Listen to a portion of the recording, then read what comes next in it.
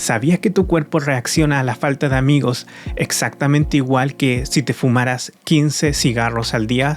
Así es, nos obsesionamos con el gimnasio y las vitaminas para alargar la vida, pero ignoramos que el aislamiento es mortalmente tóxico. Como filósofo siempre me ha intrigado cómo la modernidad nos vendió la libertad individual, pero a cambio ha pedido como pago nuestra propia sobrevivencia. Hoy vamos a desentrañar por qué una época hiperconectada nos está matando de soledad. Soy Camilo Pino, filósofo, y esta es una reflexión del capítulo 6 de nuestro libro ¿Por qué nos sentimos tan mal?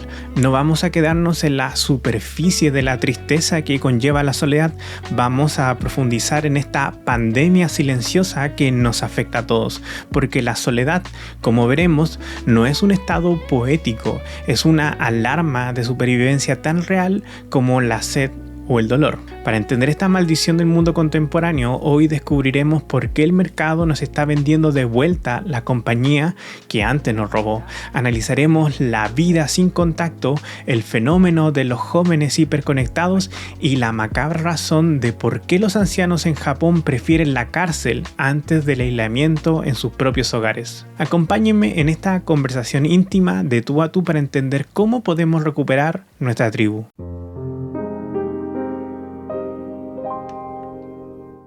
Quería traer este tema al canal con delicadeza para que el algoritmo no me desfavorezca, pero en los últimos días he visto algunas noticias y comentarios en Reddit de acciones muy trágicas que han llevado a cabo algunos jóvenes universitarios contra sí mismos y que en última instancia se relacionan con el fenómeno de la soledad en que ellos, como nosotros, estamos envueltos día a día.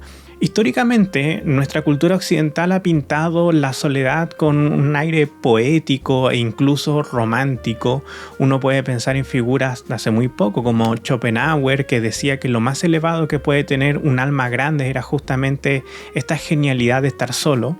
Esto lo podemos ver en El dilema del erizo, donde él pinta una escena donde un grupo de erizos en una tormenta de nieve sienten frío y al sentir frío intentan juntarse para entrar en calor, pero una vez que se juntan empiezan a dañarse los unos a los otros con sus espinas y vuelven a alejarse, y en este alejamiento vuelven a sentir frío y sienten de nuevo esta necesidad de juntarse constantemente. Con esta analogía, con esta, digamos, metáfora, Schopenhauer lo que intentaba mostrar era justamente la condición humana de que intentamos juntarnos con otras personas, intentamos sociabilizar y en ese acto nos dañamos los unos a los otros, en la amistad, en la pareja, en la vida cotidiana. Nos replegamos sobre nosotros mismos, pero Schopenhauer dice que justamente la falta de calor que produce la comunicación y la interacción con los demás nos obliga eventualmente a volver a interactuar con las personas y volver a recibir daño. Obviamente está la tesis que está detrás de Neon Genesis Evangelion del personaje Shinji Ikari, probablemente lo recuerden.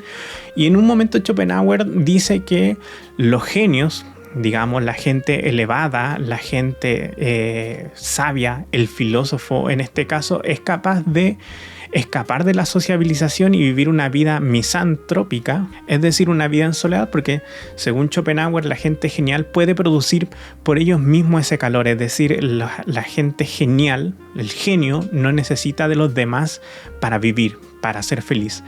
Obviamente esto va a estar, por ejemplo, también en Nietzsche, donde va a haber también una reflexión. Uno lo puede ver justamente en esta figura de Zaratustra, que se va a la montaña en esta meditación filosófica y después de una cierta cantidad de años vuelve a la sociabilización, y así constantemente podemos ver lo que incluso en Doctor House, en Shrek y en otros personajes ya con un carácter más cómico, la soledad siempre ha sido una especie de destino de las almas elevadas.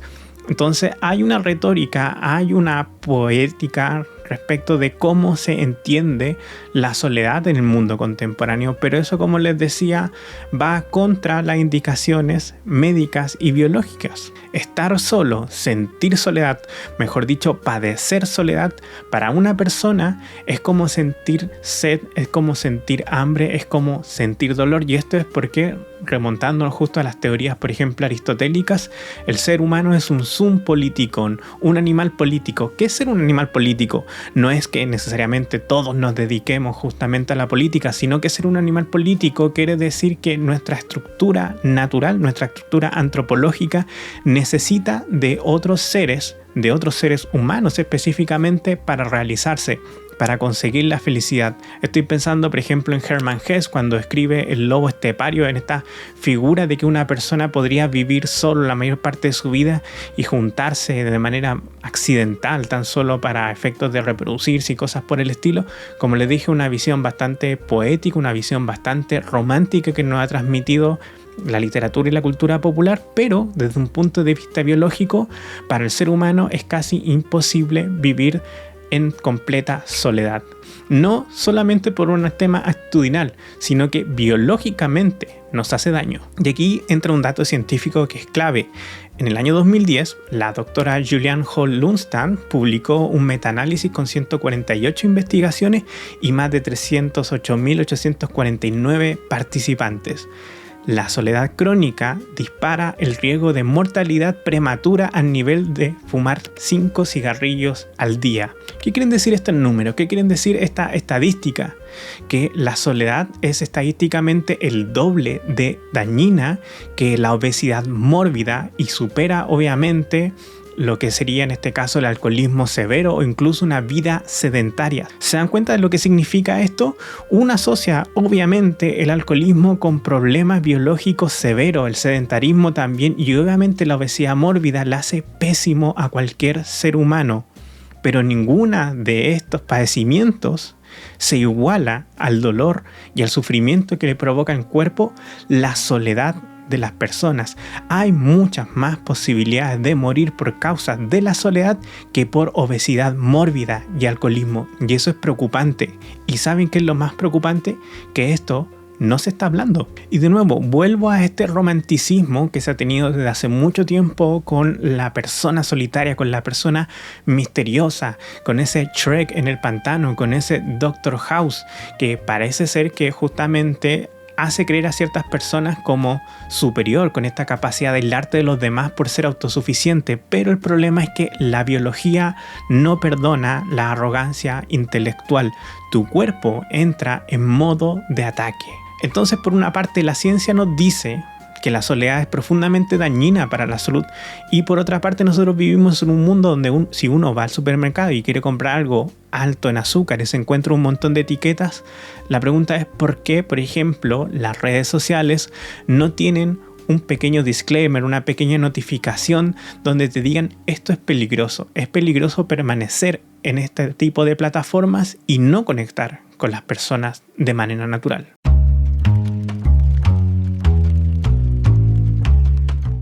Y es evidente que si uno se mete a redes sociales, si uno se mete a ciertos foros, incluso si uno está por aquí por YouTube, se da cuenta que hay un montón de personas que padecen la soledad, que se sienten solos y que se encuentran solos. La pregunta que uno se haría, ¿es que somos muy malos para compartir? ¿Es que somos muy malos para sociabilizar? La respuesta es que en general no. De hecho, la sociabilización es uno de los actos más naturales de nosotros los seres humanos. Recuerden lo que decía Aristóteles, somos seres que estamos hechos para vivir en sociedad, aunque obviamente hay casos muy particulares donde sí hay problemas de sociabilización. Pero ¿por qué existe esta pandemia de soledad que campa a sus anchas en la sociedad? Resulta que es una tendencia que viene prácticamente desde los 80, es decir, tu falta o tu incapacidad para sociabilizar con otras personas no se debe netamente a tu falta de talento para interactuar, sino que hay una estructura social que de un modo u otro ha potenciado el individualismo. Resulta que justamente el modelo económico que ha potenciado este individualismo ha justamente atravesado no solo la universidad, sino que también en el colegio. Hay una cultura que ha dejado de ser de grupo, que ha dejado de ser de comunidad, que ha dejado de ser tribal para moverse justamente hacia el individuo, la idea del ser que se hace a sí mismo, la idea de ser ese lobo de Wall Street, la idea de ser ese tiburón que no tiene espacio para los demás.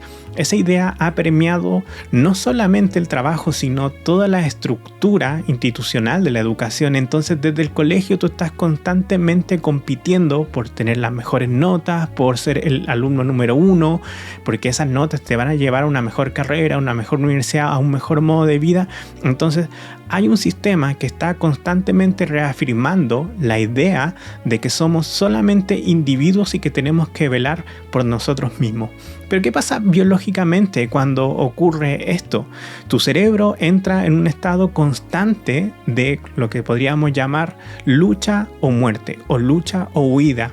Constantemente estás creando estrés en tu cuerpo porque empiezas desde pequeño a entender que la vida es una competencia individual constante y que todo depende absolutamente de ti y que todas las personas que te rodean al final de cuentas son competidores, son de cierto modo enemigos y que sus logros, sus beneficios en general van en contra de tus propios intereses. Hemos entendido que el mundo funciona casi como Fortnite. Podríamos decir que la sociedad misma se ha convertido en un battleground donde solamente una persona va a quedar de pie al final de los días. Entonces, de nuevo, y quiero hacer énfasis en esto, no es solamente algo sociológico, no es solamente algo psicológico esta sensación de individualismo.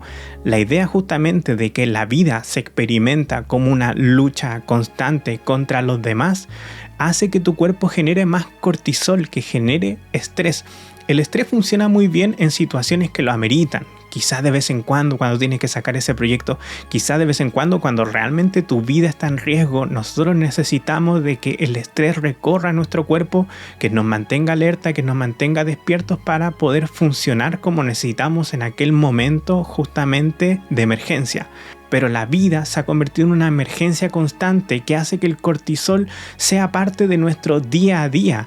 Y justamente en esta variante biológica es que tu cuerpo empieza a resentirse. Efectivamente, todos los químicos que secreta tu cuerpo para mantenerte en alerta funcionan muy bien en momentos pequeños. Pero cuando uno los sostiene prolongadamente en el organismo, tenemos un montón de problemas que claramente ustedes ya los conocen. Estamos hablando de dolores de cabeza por culpa del estrés, problemas para dormir, problemas estomacales, úlceras, acidez, y la lista continúa pasando obviamente por problemas para el sueño y problemas también para relacionarnos con otras personas. Es decir, la soledad no es solamente un problema sociológico en cuanto tal, sino que es un problema biológico que nos afecta a cada uno. Y yo debo decir que, y esto es un dato un poco personal, quizá no soy una persona muy estresada, pero efectivamente por ser filósofo en muchos de mis trabajos he sentido una necesidad interna de estar constantemente validándome. Es decir, este trabajo que lo podría realizar un abogado o un ingeniero u otra carrera, lo tengo yo en cuanto a filósofo. Y muchas veces he terminado siendo una persona trabajólica, trabajando mucho más de lo necesario para demostrarle a los demás que tengo una valía más allá de lo que estudié. Es decir, que me merezco ese asiento y esa oficina donde estoy sentado. La verdad es que tuve muchos años trabajando así, trabajando de lunes a domingo, más allá obviamente de mi horario laboral, simplemente para transmitirle a los demás de que estoy haciendo algo, de que valgo y que mi trabajo es importante. Y justamente probablemente fueron mis peores años, aunque quizá no lo vivía en ese momento, quizá en el momento en sí no era capaz de vislumbrarlo, pero mirando hacia atrás uno se da cuenta efectivamente de que era no solamente víctima del estrés, sino también de esta soledad, de no poder compartir con otras personas, de dedicar tus noches y tus fines de semana a un trabajo que, para serles sinceros, el día en que te despiden no vale absolutamente nada. No te vas con ninguno de los talleres o congresos que organizaste, no te vas con ninguna de esas cosas. Te vas de tu trabajo prácticamente igual de desnudo que como entraste. ¿Has notado ese misterioso agotamiento físico o bajas defensas que sufres? A veces siempre coinciden con tus épocas de mayor autoexplotación e aislamiento. Es justamente entre más solos estamos, entre más enfocados estamos en el trabajo y más estresados estamos, cuando efectivamente más nos enfermamos, cuando tenemos ese extraño resfriado porque nuestras defensas bajaron.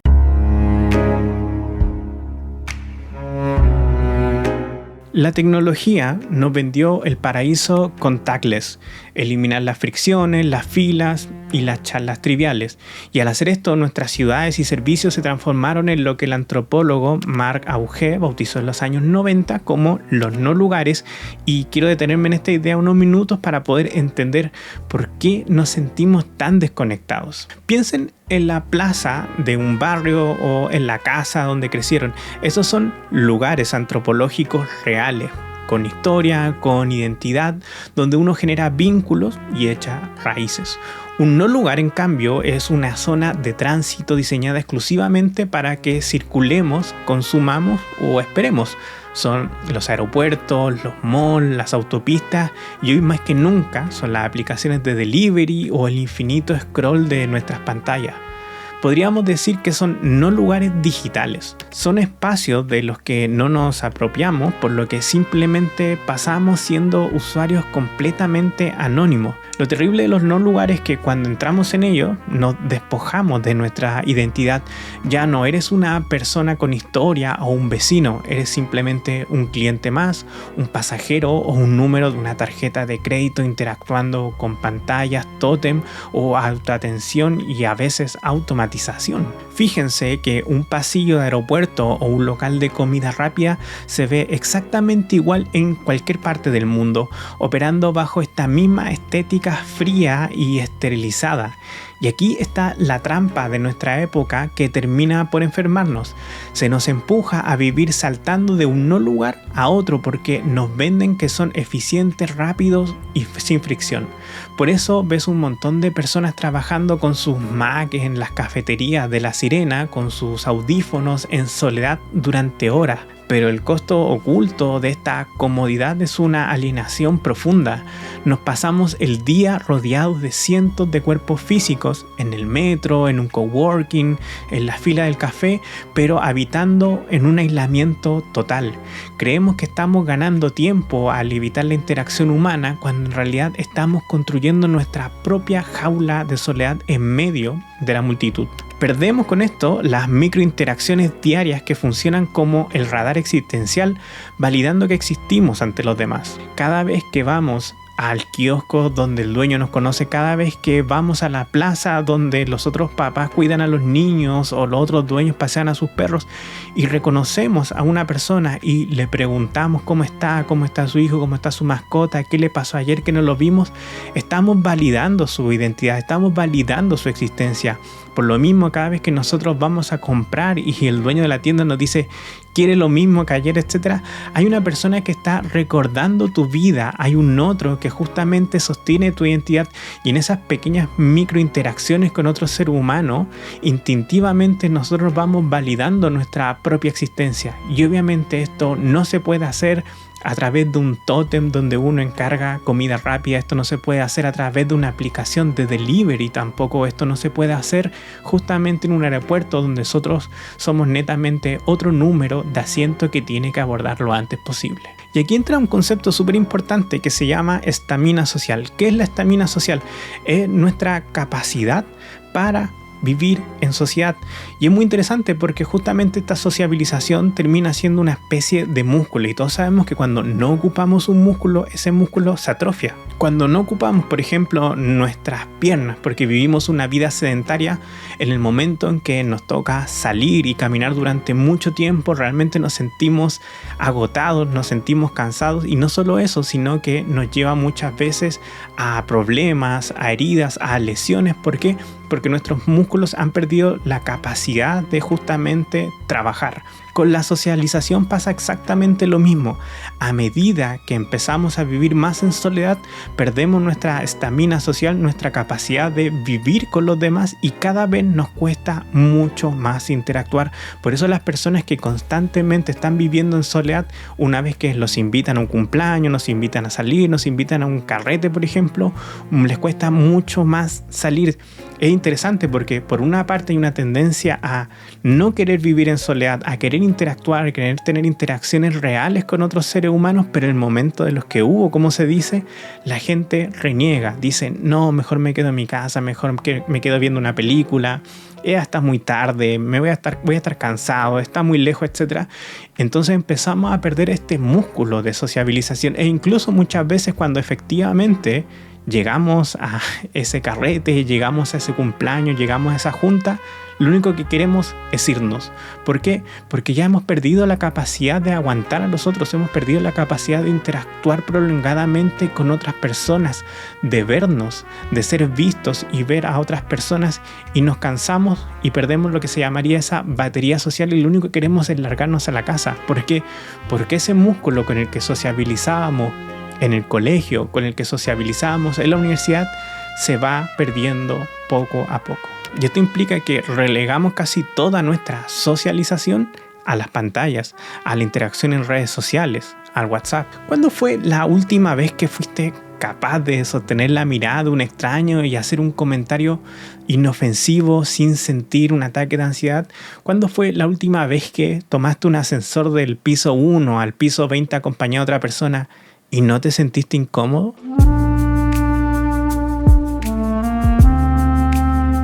Y aquí en el libro recogemos un dato que por lo menos a mí me parece aterrador. La generación Z y los millennials son las generaciones con un reporte más alto de sensación de soledad y alienación en toda la historia de la humanidad. De hecho, un 80% de la generación Z admite sentirse solo. ¿Y por qué esto es preocupante? Porque esto es mucho más que la soledad que siente, por ejemplo, la tercera edad, un grupo con el cual históricamente habíamos asociado la soledad. Es decir, la soledad realmente no es un padecimiento que sufre la tercera edad como culturalmente estamos acostumbrados, sino que la soledad parece ser justamente un padecimiento de los jóvenes. Y esto es porque los jóvenes consumen lo que podríamos llamarlo una comida chatarra relacional. Así como la comida chatarra puede parecer muy rica, se ve muy bien, esa hamburguesa y esas papas fritas obviamente son muy tentadoras y no están nada mal de vez en cuando, sabemos que al final del día, en el ámbito nutritivo, esa comida no nos alimenta, no nos da lo que nuestro cuerpo necesita, aunque de cierto modo puede calmar nuestro estómago. De manera análoga pasa eso con las redes sociales.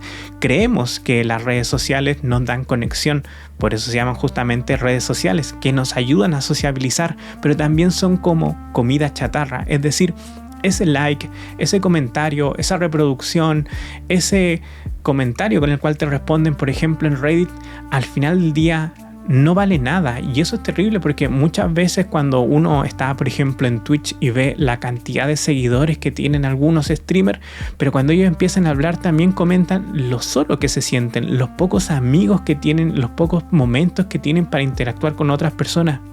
Lo cual parece algo increíble pensando que a muchos de ellos, muchos de estos influencers son seguidos no solo por cientos de personas, sino literalmente millones. Y aún así, con todos esos seguidores, con todos esos mensajes en el inbox, son personas que se sienten igual o más solo que nosotros. Y esto es porque les comentaba que justamente las redes sociales dan esta fantasía de conexión, pero todo tipo de conexión que tengamos, incluso en esos grupos de WhatsApp, incluso en esos mensajes privados que tenemos en redes sociales, es una conexión fantasiosa, es una conexión chatarra. Nos da la ilusión de que estamos realmente interactuando con otras personas, pero al final de cuentas esa interacción no vale nada desde un punto de vista antropológico. No estamos frente a una persona, no estamos frente a un rostro, no estamos escuchando a una persona en vivo y en directo, simplemente estamos viviendo una especie de sombra, una especie de teatralidad de las relaciones humanas, y obviamente eso desde un punto de vista anímico, psicológico, incluso biológico, no basta para romper el círculo de la soledad.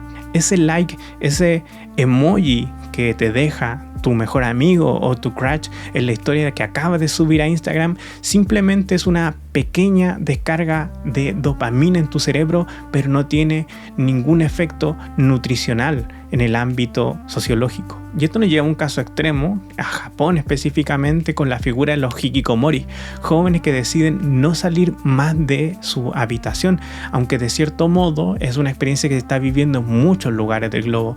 Y esto no es una enfermedad patológica, sino que para mí es una huelga existencial, una deserción de un mundo donde hay una competitividad aplastante, es decir, los niveles de estrés a los que se someten los jóvenes son tan grandes que muchos de ellos, en vez de intentar dar la batalla por la sobrevivencia laboral y social, deciden rendirse antes de tiempo. Y permítame contar una infidencia, porque yo soy profesor, he trabajado durante mucho tiempo con jóvenes, y recuerdo una vez que en educación física, para hacer estos típicos bailes de septiembre acá en Chile, que son, digamos, para las fiestas patrias, había un profesor que iba a poner 3 notas de educación física por tal baile, por el bailar pascuense, por bailar la cueca, lo que sea.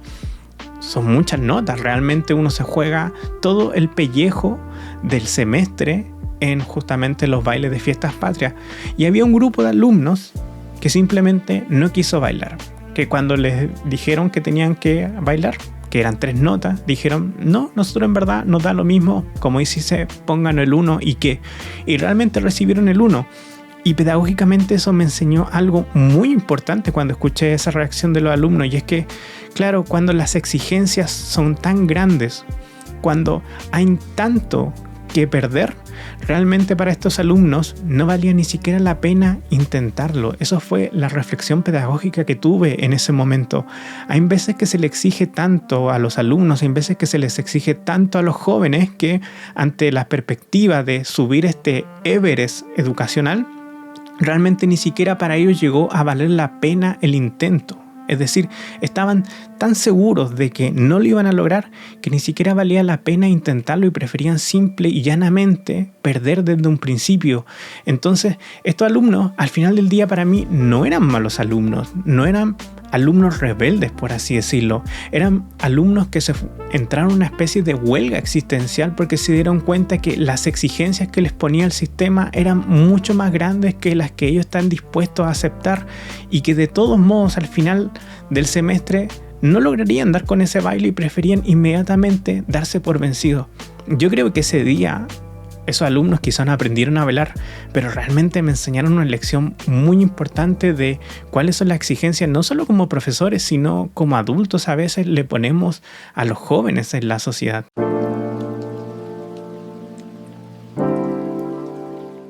Entonces, retomando un poco esta idea que habíamos introducido al principio, tu soledad no solo se debe a tu incapacidad de sociabilizar, sino porque estamos realmente insertos en un sistema que favorece profundamente el individualismo. Y aquí viene lo irónico de todo esto, porque incluso el mismo sistema, una vez que te quita estas posibilidades de relacionarte sanamente, digamos, humanamente con los demás, procede a de nuevo venderte la sociabilización, obviamente a cambio de dinero. Y me recuerda mucho al anime, que es justamente una experiencia que se da mucho en Japón. Nos quedamos en Japón justamente en estas reflexiones de Rent a Girlfriend. No sé si ustedes han visto el anime. Si no lo han visto, la verdad es que no vale la pena, está bastante malo, pero la tesis que hay detrás es justamente esta idea de que hay un grupo de personas, y no solo en Japón, sino que en grandes ciudades del mundo, como también pueden ser Nueva York o incluso Londres, que están al día de hoy arrendando una pareja por un día. Y no solo eso, también hay negocios donde la gente reporta contratar familiares para días importantes como graduaciones y cosas por el estilo. Entonces esto es lo interesante, esto es lo paradójico, esto es lo irónico de toda la situación. El mismo sistema que ha aniquilado tu capacidad para formar lazos humanos te vende alternativas, y literalmente te las vende para justamente jugar esta ficción de que realmente no estás solo. Otro de estos fenómenos, el conocido WeWatching o Cowork, que son estos espacios justamente a modo de oficina donde tú pagas una membresía, casi como ir a un gimnasio, y tienes la posibilidad de llegar con tu notebook, llegar con tu mochila, con tus audífonos y entrar en una especie de salón donde hay mucha gente trabajando. La idea detrás de esto es justamente insertarte en una especie de comunidad y sentir que mientras tú estudias o mientras tú trabajas hay otras personas a tu alrededor creando comunidad. Obviamente todo esto es una fantasía. Cualquiera que ha ido a un cowork o ha ido a trabajar a un Starbucks o cualquiera de estas instancias de espacios justamente disponibles para que las personas se sientan en comunidad realizando una acción, en este caso trabajar, son obviamente fantasías, imitaciones de lo que sería un trabajo real con personas interactuando. Al final son una gran masa de gente con sus audífonos que, por más que estén pagando una membresía, por más que estén a 1 o 2 metros de otra persona trabajando, en realidad están tan solas como estando en su casa, en su living o en su habitación completamente solos. La interacción no es tener simplemente personas alrededor, no es simplemente cruzar la mirada un segundo con otras personas mientras te llevas un café. La interacción real es crear vínculos verdaderamente humanos con otras personas. Eso jamás lo va a dar un espacio de cowork. Son solo un grupo de personas tecleando en sus computadores, ignorando a los demás. Y aquí entra uno de los temas que también a mí me parece muy desgarrador. En los últimos años se han cuadruplicado los robos por parte de personas de sobre 65 años también en Japón. ¿Y qué roban? ¿Roban bancos? ¿Roban autos? No, realmente están robando sándwiches en convenience store. Realmente están haciendo los robos más patéticos que podrán imaginarnos tan solo para ir a la cárcel. ¿Por qué? Porque aunque nos cueste pensarlo, en la cárcel es el único lugar donde ellos tienen un grupo de personas que se preocupan por estar ahí. Es lamentablemente en la cárcel el único lugar donde estas personas pueden sentir la confianza de que hay una persona ahí, un guardia, que sabe su nombre y que se pregunta día a día si están o no en su celda, día a día si están enfermos o no. Se dan cuenta que es justamente en la cárcel el único lugar donde las personas de la tercera edad en Japón donde tienen realmente contacto humano, porque la alternativa para estos ancianos es ir a vivirse a su casa donde ya no tienen hijos, donde no tienen familiares, donde no tienen lazos humanos con otro tipo de personas y tienen un miedo constante a un día caerse, romperse una pierna o sentir un tipo de enfermedad inmovilizante y realmente padecer ahí una muerte lenta y dolorosa sin que nadie se dé cuenta de que ellos ya no están. Realmente esta gente prefiere ir a la cárcel donde tienen una rutina establecida, donde tienen controles, donde tienen guardias, porque justamente en este lugar es el único donde alguien sabe su nombre y les pregunta día a día cómo están. Entonces, ¿realmente qué mundo estamos habitando? ¿Qué mundo vivimos? Vivimos uno donde una celda de prisión parece justamente el lugar más cálido y cómodo donde un anciano pueda estar.